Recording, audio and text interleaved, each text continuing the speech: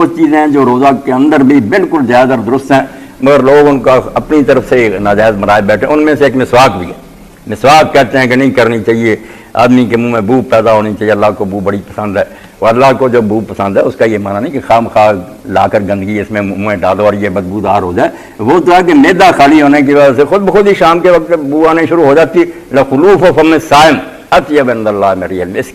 اللہ کو روزے دار کی وہ بو بھی کستوری کی خوشبو سے زیادہ جو اپنے آپ پیدا ہوتی ہے. ورنہ یہ تحفہ ہے, یہ مسواک جو روزہ دار کا تحفہ بار بار کرے. اور اس میں خشک تر کی بات بھی کوئی نہیں, خشک لکڑی سے کرے یا تر لکڑی سے کرے ہر طرح جائز ہے.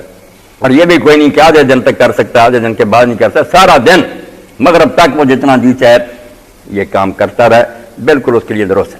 اور اس میں یہ بھی بات ہے کہ پرانے زمانے میں ہم درخت کی ٹہنیوں سے مسواک کرتے تھے. اب یہ ٹوتھ پیسٹ آ گئے, کوئی بات نہیں, ٹوتھ پیسٹ سے آپ کریں.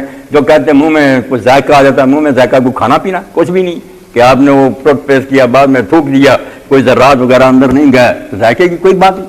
ذائقہ تو آپ پانی کا بھی جب اس کو وضو کے وقت منہ میں ڈالتے ہیں تو کچھ نہ کچھ تری محسوس ہوتی ہے. یہ چیزیں روزے کو کوئی نقصان نہیں پہنچاتی.